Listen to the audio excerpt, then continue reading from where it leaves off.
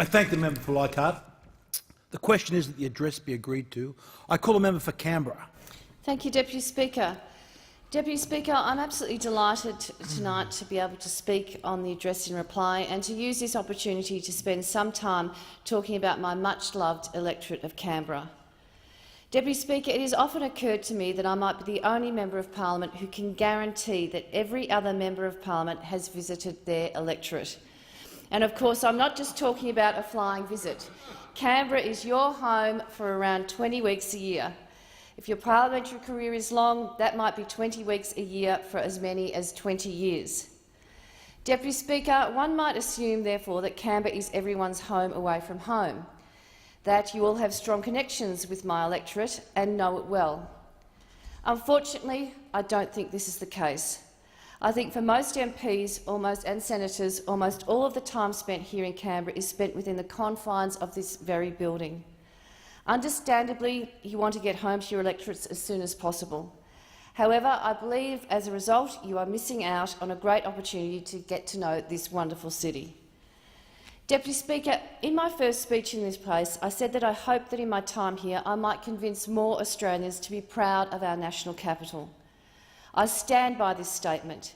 However, I'd also like to add that in particular I'd like to improve the relationship between our federal parliamentarians and Canberra. Today, I'd like to issue an open invitation to all members of parliament on all sides to spend some time outside of this building while you're here and not just driving to and from your apartment and a few restaurants around the inner south. If you did, what you would find is an incredibly diverse city, something far from the dull, boring, monotonous concrete jungle as we're so often depicted. You can visit the very south of my electorate, suburbs like Gordon and Banks and Conda. You could come with me to the Lanyon Youth Centre, where the YWCA runs a wonderful range of services for the youth of the south of Tuggeranong. While Canberra has a reputation for being full of highly paid, highly educated public servants, there is enormous social isolation in the very south of Canberra, and the Lanyon Youth Centre regularly takes teenagers on trips into Civic. And for many of these teenagers, and I know that this is an extraordinary story, but for many of these teenagers, this trip is the first time they have ever seen Lake Burley Griffin. You could travel a little further up the electorate to the Tuggeranong Town Centre, where my electorate office is based. And like so many Canberra town centres, Tuggeranong is perched on a beautiful lake, and I've often heard it called the Venice of the South. Tuggeranong is home to several government agencies, including Human Services and the department formerly known as FAXIA, now Social Services. The small businesses of Tuggeranong, predominantly in the hospitality, retail and automotive sectors, rely on the patronage of these public servants to support their business. Every time public service jobs are lost from Tuggeranong, these businesses suffer. And right now there are reports that IT jobs at Human Services will be moved out of Canberra, and Tuggeranong businesses are bracing themselves for this. Like Tuggeranong, Woden is a town centre home to Commonwealth Public Service agencies. The Department of Health, among others, is based here, and the staff of the Department of Health work hard in vital areas such as preventative health, mental health reform, vaccinations and immunisations. However, Prime Minister Abbott has questioned the value of these staff because they don't, according to him, run a single hospital or nursing home, dispense a single prescription or provide a single medical service. But I know that those Australians who have benefited from programs like national mental health reform value these staff immensely. Deputy Speaker, to the west of my electorate is the beautiful Western Creek, and one of the original districts of the ACT. Many suburbs in Western Creek were devastated by the bushfires in 2003. All 4 lives that were lost on that terrible day were from this area. Today, the suburbs of Western Creek have been rebuilt and they are thriving. New suburbs too are being built just north of Western Creek in the Molonglo Valley. These new suburbs are at the foot of Mount Stromlo, on top of which is perched the beautiful Mount Stromlo Observatory. Also devastated by the 2003 fires, the observatory has been rebuilt and is now once again a thriving and world-leading hub of space and spatial innovation. To the east of my electorate, you'll find the industrial suburbs of Hume and Fyshwick, both of which are home to a range of small businesses and local industries, and defence industries as well. These are the suburbs where the innovation that is required to diversify the ACT's economy is occurring. The suburbs that surround this building, the inner south, are probably more familiar to my colleagues. This is where many of you live for 20 weeks a year. Some of your neighbours here in the inner south include the Woonunga Nimitjah Aboriginal Health Service, an Aboriginal community running primary health care that services not just the ACT but much of New South Wales too. And just down the road is the Narrabundah Ballpark, home to the Canberra Cavalry, the Canberra baseball team made up of part-timers and amateurs that recently beat the multi-million-dollar teams of Japan and Korea to be crowned Asian baseball champions. Deputy Speaker, the diversity of Canberra, both geographic, economic and social, was a part of Canberra's design. For the most part, we have Sir Robert Menzies to thank for that. Menzies didn't like Canberra very much at first, and who can blame him? At the time he moved here, Canberra was referred to as a cemetery with lights, the ruin of a good sheep station, and 6 suburbs in search of a city. Menzies said, "I cannot honestly say that I like Canberra very much. It was to me a place of exile. But I soon began to realise that the decision had been taken, that Canberra was and would continue to be the capital of the nation, and that it was therefore imperative to make it a worthy capital, something that the Australian people could come to admire and respect, something that would be a focal point for national pride and sentiment. And once I had converted myself to this faith, I became an apostle." And an apostle he was. As Prime Minister Menzies put his government to the task of creating a capital worthy of the nation and a city that was truly the seat of government. Menzies declared his intention to build up Canberra as a capital in the eyes and minds of the Australian people. The establishment by Menzies of the National Capital Development Commission in 1958 was key to this vision. The National Capital Development Commission identified 4 principal tasks in its first annual report.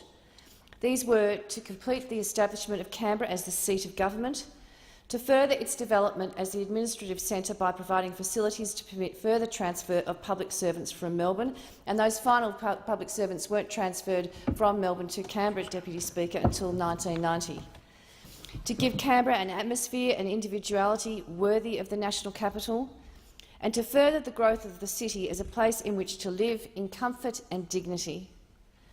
The Commission adopted what was known as the Y Plan for Decentralised Development, or what we now call the Satellite City concept, and built 4 new towns called Woden Western Creek, Belconnen, Tuggeranong and Gungahlin. And so, Deputy Speaker, each of these parts of Canberra is as important as the next. Each of these town centres must prosper in order for Canberra as a whole to prosper. They must be properly supported through investment, through infrastructure, through population and, most importantly, through jobs. Over the last year, Deputy Speaker, most times that I've stood in this chamber to speak about my electorate, I have spoken about my fears for Canberra, my concern about Canberra's future, and today is no exception. The prosperity of Canberra, of the ACT and the Capital Region is inextricably linked with the Commonwealth Public Service. While the proportion of Canberrans directly employed by the Commonwealth Public Service has decreased over time, it is still our largest employer. We must also remember that many Canberra small businesses, sole traders and micro businesses, and even large businesses, rely on the federal government as a major client. So when a government comes to power with a promise to substantially cut the public service, as the Abbott government has done, it must be aware that it is jeopardising the economy of the entire ACT and surrounding New South Wales. Here we can learn an important lesson from our past. In 1996, John Howard was elected promising to cut 2,500 public service jobs. That ended up being over 30,000 public service jobs nationally and more than 15,000 here in Canberra. The impact, Deputy Speaker, on the Canberra economy was devastating. 15,000 people out of work meant 15,000 people no longer patronising Canberra's small businesses, buying their products and using their services. Business bankruptcies in Canberra increased by 38.4% in the 1996-97 financial year. Non-business bankruptcies also jumped sharply in 1995 to 96 by 38%. and again in 1996-97 by 17%. The flow-on effects for Canberra's housing market were equally devastating.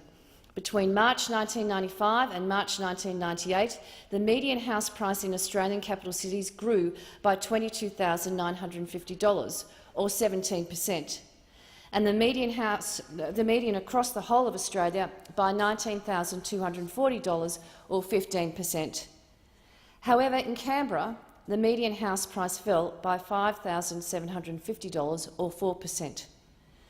In terms of the price index for established homes, over the same period, Canberra's index fell by 3.7 points in comparison to an increase of 11 points in the weighted average of Australian capital cities. Effectively, $25,000 was slashed from the average Canberra house price. Deputy Speaker, on the 31st of May last year, the member for North Sydney made a joke on morning TV. He said, "There is a golden rule for real estate in Canberra. You buy Liberal and you sell Labor." He then proceeded to laugh wholeheartedly. Deputy Speaker, I for one do not think the financial hardship of Canberrans is a laughing matter.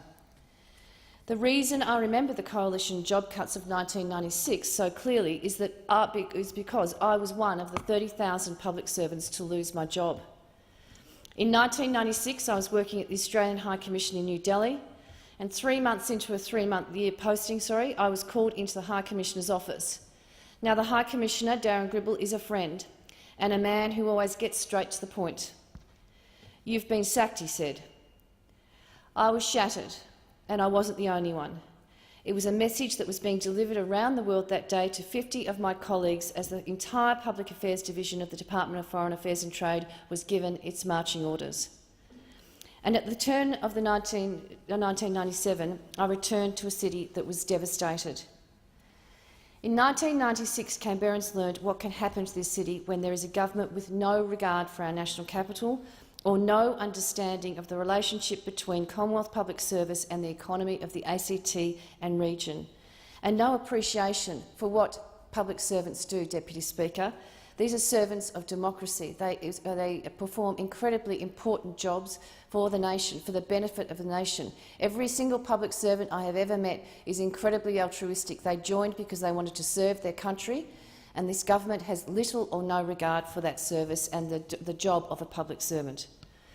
The Abbott government was elected promising to cut at least 14,000 Commonwealth Public Service jobs as a starting point, to quote the Treasurer. They also promised to move thousands more public service jobs out of Canberra. At various points in the lead-up to the election, the then opposition promised to move government agencies out of Canberra to places including Tasmania, to Geelong, to the Central Coast and to various northern Australian cities like Karratha, Darwin and Cairns. Deputy Speaker, as I've already stated, it was the vision of none other than Sir Robert Menzies, to build up Canberra as a capital in the eyes and minds of the Australian people, and so he did. Menzies created a capital worthy of this nation, and now the party he led is seeking to destroy that vision. The truth is, Deputy Speaker, that over 60% of the Commonwealth Public Service is already located outside of Canberra, and moving more public service jobs out of this town will only destroy it. Canberrans, young and old, are now waiting with bated breath and a large degree of fear. We are waiting for the Commission of Audit to report. We are waiting for the May budget. We are waiting to see how our city will fare. There is so much to value about this city, Deputy Speaker, and I wish those opposite could see that. Last year, as you will be aware, Canberra celebrated its centenary. 100 years since Lady Denman, wife of the then Governor-General Lord Denman, announced that the name of the new Australian capital would be Canberra. And what a celebration it was. The centenary celebrations highlighted the diversity and creativity of the people and industries in Canberra and the region, as well as the significant and ongoing contribution that Canberra makes to the nation. Last year we saw Canberra at its best, from the Canberra Day celebrations in March, which included a symphony commissioned especially for Canberra, and also a ballet especially commissioned for the centenary, and the world's longest champagne bar, to the international sporting events that have been held in Canberra for the very first time. Through the celebrations, we learnt more about the communities we are connected with in the Murray-Darling Basin through the One River project. We saw the best theatre Australia has to offer through the Canberra Theatre's special centenary season. We recognised the importance of the ACT's unique villages through Unmade Edges. And we opened previously inaccessible parts of the ACT with the Centenary Trail. We learnt more about our history, and we've thought more about our future. The program of centenary celebrations was outstanding, and if I were to detail my own highlights, we'd be here for hours. Deputy Speaker, the centenary has enabled Canberrans to celebrate what they love about the city. I hope that it has also enabled Australians outside of Canberra, including those opposite, to think of their national capital in a new light, to think of Canberra not just as the home of Parliament, but as a thriving, diverse and special place. I'd like to take this opportunity, Deputy Speaker, to formally acknowledge the work of the Centenary of Canberra unit, especially of Creative Director Robin Archer and the ACT Government, for their vision, their tireless work and their dedication in making last year's celebrations truly wonderful. I'd also like to acknowledge the traditional owners of the Canberra area, the Ngunnawal and Ngambri people. While we celebrated 100 years of Canberra as the national capital, it's important to remember that their connection with this land is measured not in hundreds of years, but in tens of thousands of years, and that their role as owners and custodians of this land is as important today as it was thousands of years ago and will be into the future. Deputy Speaker, the most important thing I want to do today is to thank the people of Canberra for re-electing me to serve as their representative in this place for a second term. It is a great honour, a truly great honour, to stand here representing the wonderful people of Canberra, the public servants, the defence personnel, both military and civilian, the small business people, the teachers, the students, the scientists, the carers, the community workers, the tradies. Deputy Speaker, this morning a group of Canberra school students from Canberra Grammar visited Parliament House, and one student asked me what I thought I could or wanted to achieve in opposition. My answer was simple: to hold the government to account and to protect Canberra. And this is my promise to Canberrans. If I can only do one thing in this term, it will be to do everything in my power to protect our beloved city, to protect our schools, to protect our healthcare, to protect our jobs, to protect our community. You know, Canberra, I will advocate for you, and you know I will promote you and protect you and seek to protect you, and you know I will fight for you. Finally, Deputy Speaker, because this speech is formally a reply to the words of Her Excellency the Governor-General in opening the 44th Parliament, I'd like to take this opportunity to pay tribute to the Governor-General, Her Excellency the Honourable Quentin Bryce, AC, CVO. I had the great honour yesterday to attend a farewell lunch for the Governor-General at Government House, and I also had the great honour to attend the presentation of the VC to the posthumous VC to the parents of the late Corporal Baird on Wednesday, and it was a very, very moving service. And so, yes, in the course of 1 week, 2 extraordinary events held with great dignity and by the Governor-General. Deputy Speaker, it was a wonderful opportunity yesterday to reflect on what an excellent role model the Governor-General has been, not only in her role as Governor-General, but throughout her life. She has spent a lifetime breaking glass ceilings, and she has been a pioneer for women and an eternal advocate for those less fortunate. And I know, Deputy Speaker, that she is much loved by the Canberra community. I've seen her at a number of events where the Canberra Rape Crisis Centre down in Western Creek in my electorate, where she opened the new Canberra Rape Crisis Centre, and at that event she recounted the stories of when she was setting up women's refuges and rape crisis centres in the 70s, and how she managed to perform miracles on the smell of an oily rag. But her commitment to women's rights and women's health and women's well-being was particularly prevalent in the speech that she made that day. And I also know that she's very active in women's housing and providing housing for women who are less fortunate. Deputy Speaker, on behalf of all Canberrans, I want to say that it has been our absolute honour to have her as a resident of this city for the last 5 years. I think that she's enjoyed her time here. The way she spoke about Canberra yesterday was in very, very fond terms about the gardens at Government House, about the animals at Government House, about the noise of the cockatoos, which are infamous in Canberra. And she will be very much missed by Canberra, but we look forward to seeing her and welcoming her back to the city. She will forever be an honorary Canberran. Order. I thank the member.